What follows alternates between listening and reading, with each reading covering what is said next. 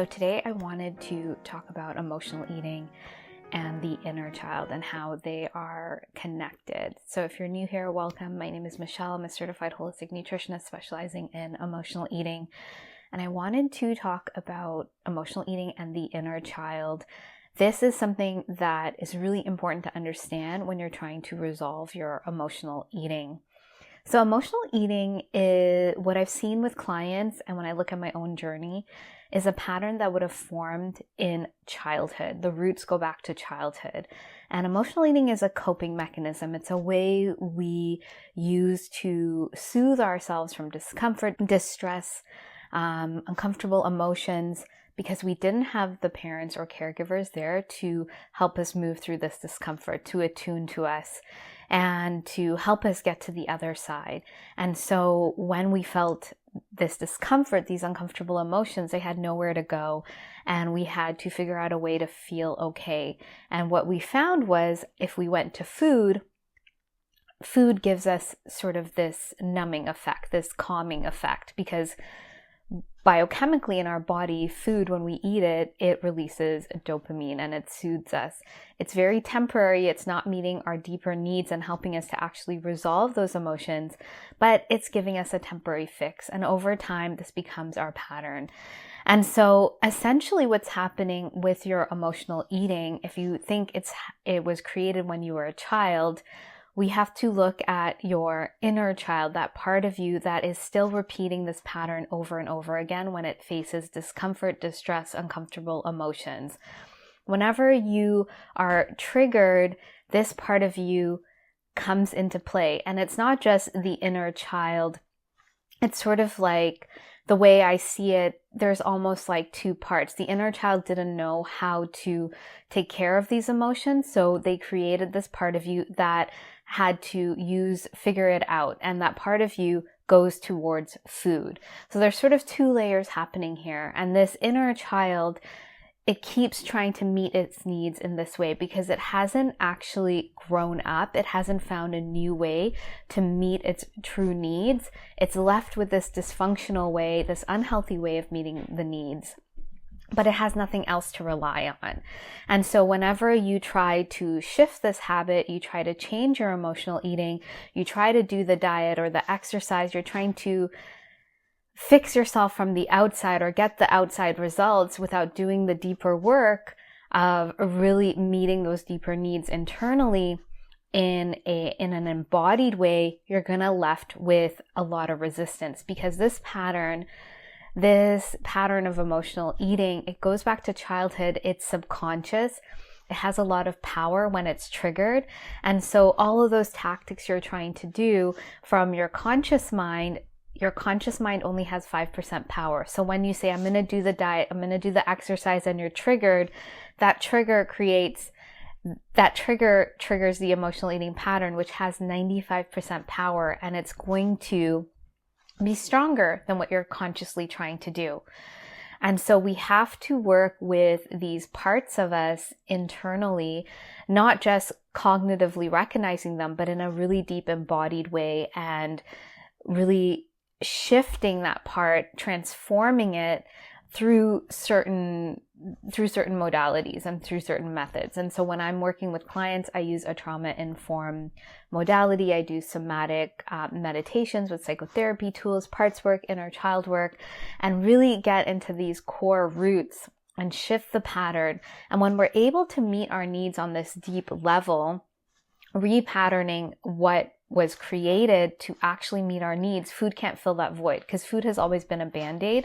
And when you get the real thing, you can't take in a fake thing. So you can't go to food when you're triggered into your emotions. If you're creating a new way of being with whatever is triggered, you're going to actually create the healthy way of being with your emotions and with food and your body that you didn't have growing up. And so the inner child is really powerful in this pattern. And sometimes it can be hard to wrap your head around it, because you think back and you think, oh, I had a great childhood, or, I didn't have this. My parents were great. And you're looking at it from an adult's view. We have to go back, because these patterns are subconscious.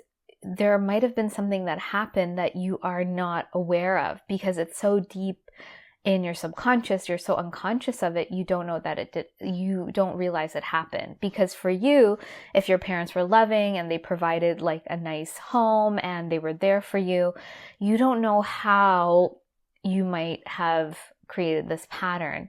And it's just to say that we don't have perfect parents. They could have done the best they could, and there could have been an instance in school or at a later age where we didn't know what to do. Yes, our parents were really supportive, and maybe there wasn't this need to move through emotions, or we could kind of say they did the best they could, which can be completely true, but we didn't have our deeper needs met.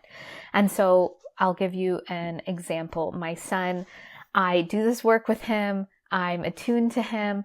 I'm there advocating for him. And there are still incidents that happen in his life that in that moment, when we're hit with something overwhelming to our nervous system, our body sort of freezes.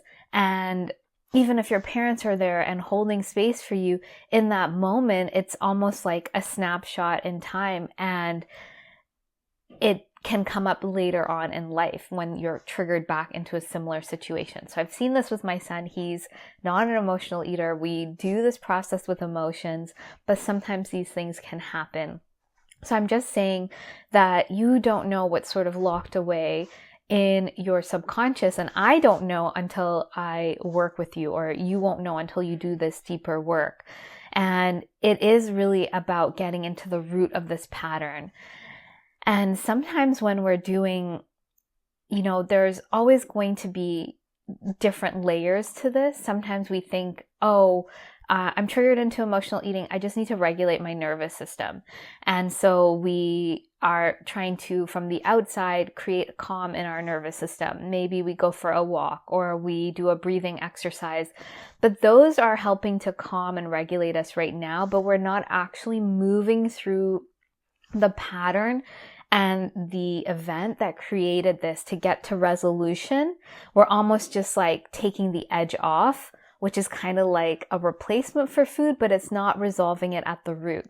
So when I'm working with clients, the goal is, when we do these sessions, to eventually get to a place where it's like so crystal clear that it's not about food, and that in that moment when emotions come up, you can no longer go to food. And that's my own personal experience. If I get triggered into emotions, or I get triggered, I cannot go to food, because my brain is like, that is not the solution. That is not what we need. And I've tried in the past all of those things of going for a walk and taking a shower. All of those things are meant to ease the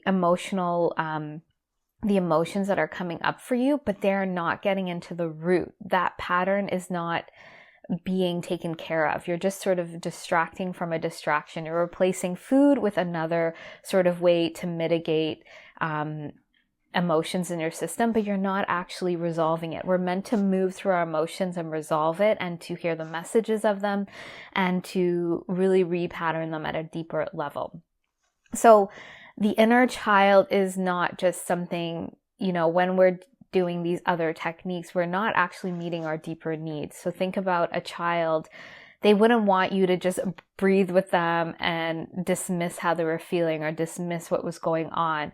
It is a, lack of a better word, it's an embodied process. It's almost like an alchemical chemical process through the body as we move through that to shift the nervous system, so that we get to resolve this at a deeper root. So that's the deeper work that I'm doing with clients, and that's the work I want to do with the inner child, because we want to integrate that part of us. We don't want to just like keep switching out soothing mechanisms. We want to integrate it and actually become the parent that we needed, become that embodiment of that caring, compassionate parent, or,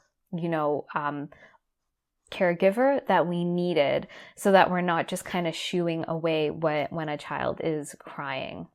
because emotions are important and they're meant to be here. And so I get it. There's a lot of talk about regulating your emotions, and I don't think emotions are bad. I don't think we need to regulate all our emotions. And I think once we do this integrative work where we're triggered and we're sort of creating this pattern, we're creating more capacity in our system to hold emotions and be in that moment with them, to hear their messages, and they become, for lack of a better word, cleaner. They're not triggering us into the past, they're giving us information in the present moment. And so that's what I found with myself doing this process, beyond even emotional eating, that you just become clearer in the moment that this is something happening right now for me to respond to, versus I'm triggered into something old, or you do the work on the thing that is older so that you can be in the present moment and let your emotions help you navigate your life in real time. And so when we do this work, the beautiful thing about it is that when we heal this root, because it's been stuck in the body, we shift the body to ease and peace around food. And we start feeling more confidence because we're shifting our nervous system from fight or flight to rest and digest, to confidence, to feeling more health, to having better moods, to having better immunity, to having our body release weight. We're shifting our whole body. And this is an embodied process. And this is how we get to the other side. And when you open up this space, you can go after your goals. You can go after the things you want in your life. And food is no longer a checklist in your head. And so this is really a deep part of the process. There are other pieces to this as well. It's about learning how to relate to food in a nourishing way, to your body, and of course your emotions. But this relationship with that deeper part of you and giving yourself what you need on this deeper level is so key and important in an embodied way. So if you want to start resolving your emotional eating, the best place is to really start catching your pattern. And the way I do this with clients is through getting them to notice true from emotional hunger and start seeing when they're triggered. And so I have a free guide below. It's called What Are You Truly Hungry For? You can get started on that first step. It's the first step to really start seeing this pattern.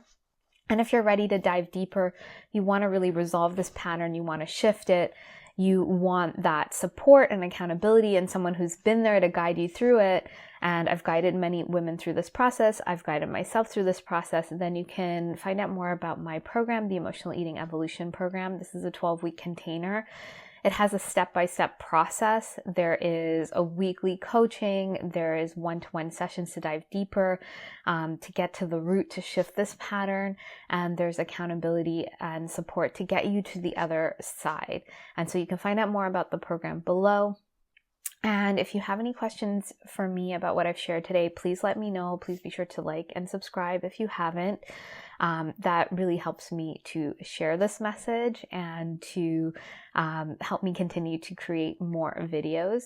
So thank you so much. I look forward to sharing more with you, and I hope you have a great day.